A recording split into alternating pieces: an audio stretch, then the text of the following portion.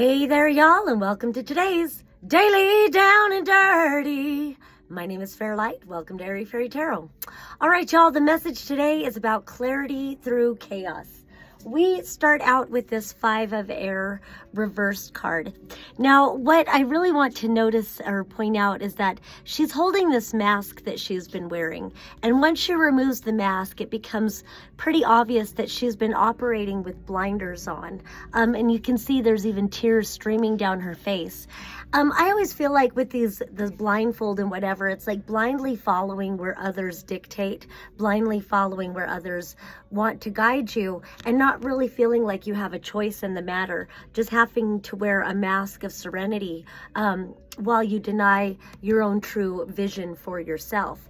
And with this being reversed, it really feels like this is what lies beneath the surface. So maybe things are coming to the surface where you're recognizing you weren't really given a choice in life, or you're recognizing that you have limiting beliefs that are preventing you from moving forward on discovering your true path, your true vision for yourself.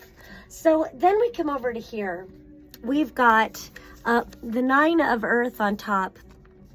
Then we've got the 2 of Fire reversed and the 10 of Fire reversed. You know, 10s always indicate the completion of a cycle. We've got the 9 and then the 10 reversed. And there's something that isn't completing. And it's really important to point out about the flames burning things off his shoulder. It's like burning the weight of the world off of his shoulders, or burning away old patterns. The reason I say that, I'm going to jump ahead, is that we've also got this card in another pile where indeed he is meditating and he's burning this old pattern. You can kind of see there's an old pattern underneath that's being burned away. We'll come back to this one in a minute, but this one was reversed. So there's some sort of a pattern that won't complete, something that won't release, something to do with fire energy, which, you know, speaks to our creativity, our passion, our inspiration, our motivation, the actions that we want to take. And there's something about this 2 of Wands, or 2 of Fire energy. 2 of Wands normally corresponds with like the world is your oyster. Where in the world would you like to go? What in the world would you like to experience? There's something about these twins here and how they're mirrors, and also the colors really speak to like root chakra, sacral chakra, solar plexus chakra. So these are the 3 lower base chakras, which kind of anchor us into our physicality. And it feels like a lot of it has to do with choice, where we go into this yellow, personal choice, personal preference, creativity, as well as survival, security, that sort of thing. And so it feels like there's some sort of a block here. And I guess it's kind of like feeling like we don't have a choice, coming back to this card right here, feeling like we don't really have a choice about what direction we want to move in, because there's something that just won't complete. So it's like you're stuck in a rut, something about your belief system, and feeling like maybe it's like feeling like you have to be loyal to a certain system, or feeling like you have to be loyal to a relationship that just isn't allowing you to grow, or anything, you know, a situation, job, whatever it is. Feeling like you have to be loyal to something that's not allowing a completion of a cycle in your expansion. But then it feels like the solution is clarity by it's like focusing on what is tangible in your life, what you can cultivate. So it feels like an extreme way of saying, look to your achievements, look to your gifts, look to your talents, look to your passions, but in a very earthy, grounded way. Like what are you able to move forward in cultivating now? What is the best way to invest in yourself or invest in your interests? And in some ways, it feels like the earth energy is the answer. Just to the way these are. Earth energy is the answer. And what does that mean? Well, of the 4 elements, earth, water, fire, and air, earth is the slowest moving energy. So it's like slow down, you know, cultivate patience. So if you think in terms of planting seeds and you're cultivating a garden, it takes a lot of patience. So it's like, what can I do now? I can't force seeds to grow before their time, but I can check and see if they need water. I can check and see if there's weeds that need to be pulled. And I like to correlate weeds to toxic thoughts, toxic beliefs, toxic people. None of that belongs in your garden. So it's like, what can you do to further cultivate that now?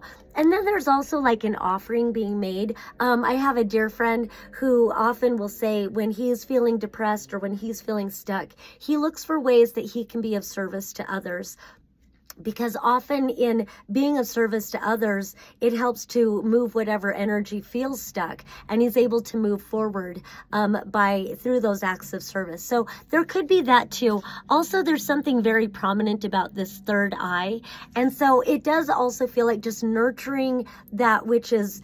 It reminds me of one of my favorite sayings: discipline is choosing what you want most over what you want now. And so it is kind of having that third eye open to like remembering the vision that you hold for yourself, which is a stark contrast to the energy that we began with. So it feels like with this being reversed, maybe there is an unmasking of your true desires, truly how you would like to cultivate your life, what you would truly like to have anchor roots down in your life, what you're invested in, and who's invested in you. Then we move up to these cards here, and we have the 5 of Fire, which looks very competitive. Then we've got this, what is it? It's the 7 of Earth. And then we've got I just look at him as a king. It's the 12 of Air reversed.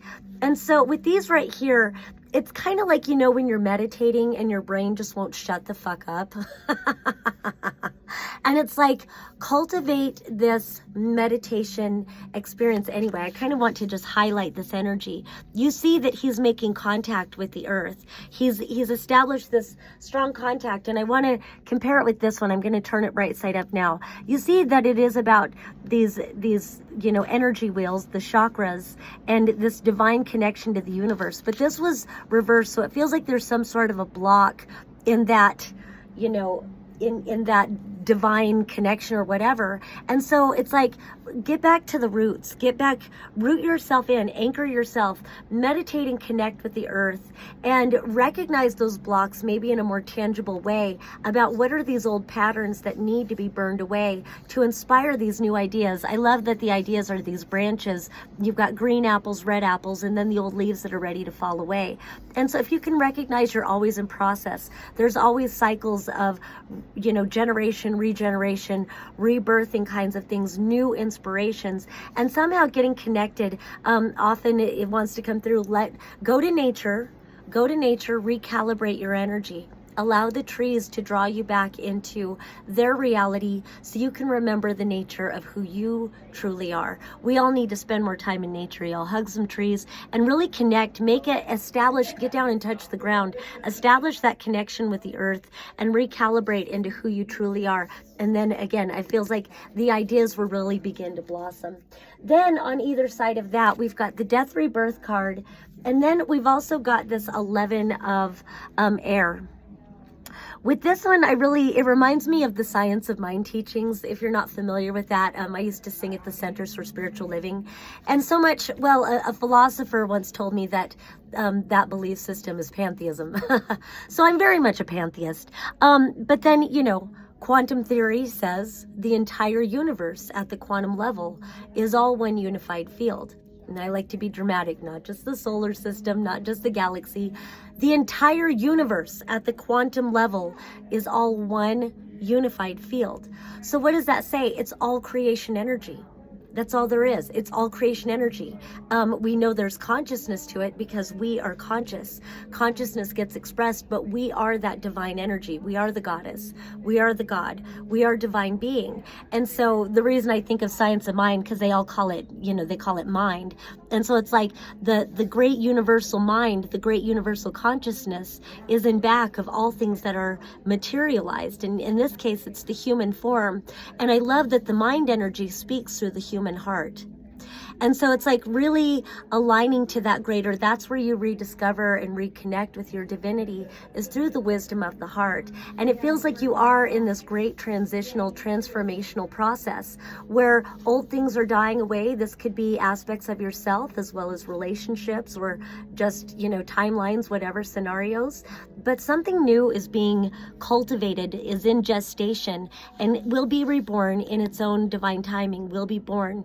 And so just as the snake sheds its old skin, there's a process to be embraced and engaged in, and allowing that gestational period, allowing however long it takes for the baby to be born, however long it takes for the seed to bloom, to blossom, trust that the seed knows, trust that the baby knows, trust divine timing to bring it to fruition in that perfect synchronicity, alignment. La la la. All right, well, that's all I have for today. Once again, my name is Fairlight. Thank you so much for watching.